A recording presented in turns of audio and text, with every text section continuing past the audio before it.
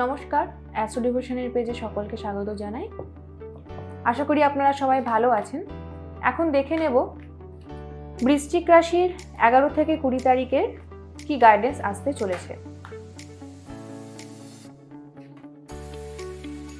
বৃশ্চিক রাশিকে প্রথমেই যেটা বলবো, বাড়িতে বৃদ্ধ কোনো ঠাকুমা ঠাকুরদা কেউ থাকলে তাদের কিন্তু শরীর স্বাস্থ্য নিয়ে যথেষ্ট আমি দুশ্চিন্তা দেখতে পাচ্ছি, একদমই তাই। বৃশ্চিক রাশির মানুষজন হেলথ রিলেটেড ইস্যু নিয়ে এই সময়টা কিন্তু যথেষ্ট ভোগান্তি রয়েছে। বৃশ্চিক রাশির মানুষরা যারা কোনো নিজের কোনো ব্যবসা করেন, নিজের বস যারা, তারা কিন্তু এই সময়টা ব্যবসাতে যথেষ্ট গ্রোথ দেখতে পাবেন সাডেনলি। কিন্তু ওই যে বললাম, মেডিকেল একটা কন্ডিশন, একটা সিচুয়েশন সবসময়তে বাড়িতে একটা তৈরি হয়ে থাকবে, সেখান থেকে কিন্তু আমি যথেষ্ট নেগেটিভ দেখতে পাচ্ছি এই সময়ে বৃশ্চিক রাশির কিন্তু সিচুয়েশনটা। বৃশ্চিক রাশির কোনো ঘুরতে যাওয়ার প্ল্যান হতে পারে, বা আপনারা হয়তো এখন বাড়ির বাইরে ডাক্তারও দেখাতে যেতে পারেন, কিন্তু বাড়ির বাইরে হঠাৎ করে সাডেন প্ল্যান করে কোথাও যাওয়ার কিন্তু একটা আমি যোগ দেখতে পাচ্ছি। বৃশ্চিক রাশির যারা এডুকেশন রিলেটেড কোনো কাজের সঙ্গে যুক্ত, আমি স্টুডেন্টদের কথা বলছি না, যারা এডুকেশন রিলেটেড কোনো কাজের সঙ্গে যুক্ত, তারা কিন্তু এই সময়ে যথেষ্ট খারাপ একটা কন্ডিশনের মধ্যে দিয়ে পেরোবেন ব্যবসা নিয়ে। এবং আমি বলবো সবসময়তে এই বিষয়গুলো কোনো এক্সপার্টকে জিজ্ঞেস করে নিয়ে তারপরে কিন্তু রেমেডি করা। এই সময় গিয়ে ইমোশনাল লস দেখতে পাচ্ছি আমি বারবার, একদমই তাই, ইমোশনাল লস দেখতে পাচ্ছি। ফিনান্সিয়াল জায়গাটা কিছু মানুষের ভালো যাবে বৃশ্চিক রাশি, কিছু মানুষ এতদিন ধরে হয়তো খারাপ যাচ্ছিল সেই জায়গাটাকে একটু ব্যালেন্স করে নিতে পারবেন। কিছু বৃশ্চিক রাশির মানুষের কিন্তু ইকোনমিক্যাল জায়গাটাও একটু টালমাটাল যেতে পারে, তবে ইমোশনাল জায়গাটা একদমই তাই। বারবার কিন্তু কার্ড আমাকে এটাই কনফার্ম করছে যে এক্স্যাক্টলি বৃশ্চিক রাশির মানুষের জন্য এই 11 থেকে 20 তারিখ টাইমটা কিন্তু ইমোশনালি যথেষ্ট চাপের সময়। নিজেকে প্রচণ্ড একা লাগবে, সবসময় মনে হবে বৃশ্চিক রাশি যে সমস্ত রেসপন্সিবিলিটি আমার ঘাড়ে পড়ে গেছে, আমি আর নিতে পারছি না।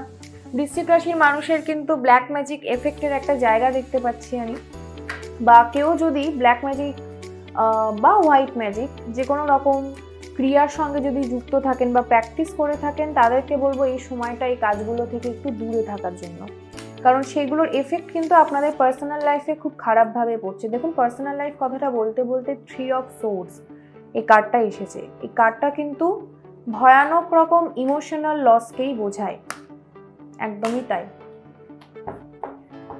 বৃশ্চিক রাশির মানুষের জন্য আর কি গাইডেন্স আসতে চলেছে আমরা একবার দেখে নেব। বৃশ্চিক রাশির মানুষের জন্য আর কি গাইডেন্স আসতে চলেছে আমরা একবার দেখে নেব।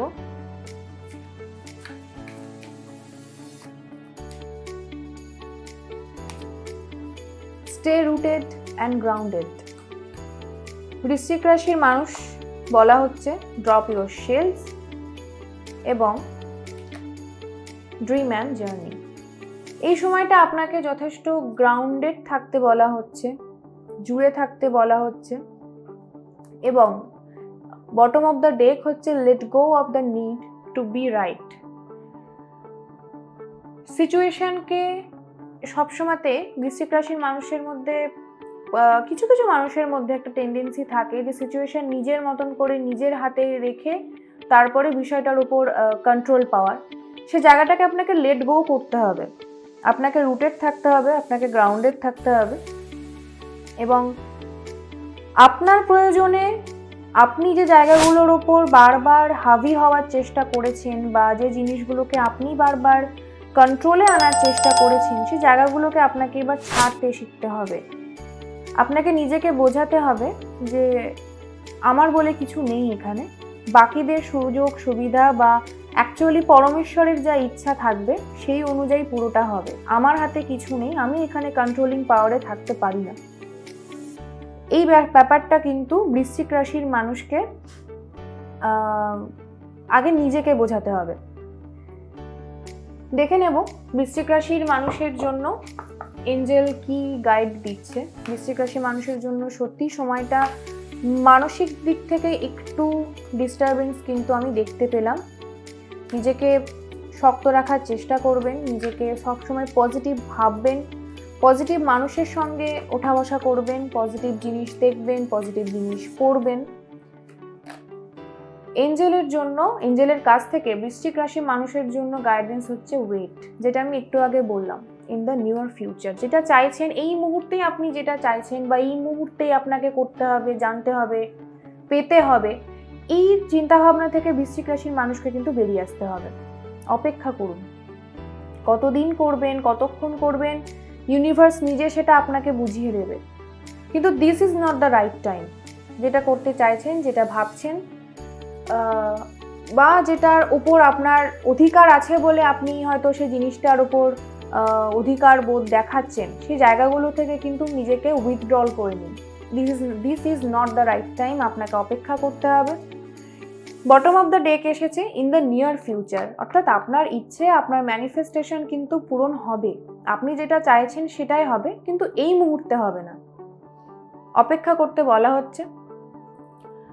এবং ইমোশনালি যেহেতু এই টাইমটা যথেষ্ট টাফ যাবে বৃশ্চিক রাশির মানুষের জন্য, তাই এটুকুই বলবো, পজিটিভ থাকুন এবং সবসময়তে একটু স্পিরিচুয়াল হওয়ার চেষ্টা করুন।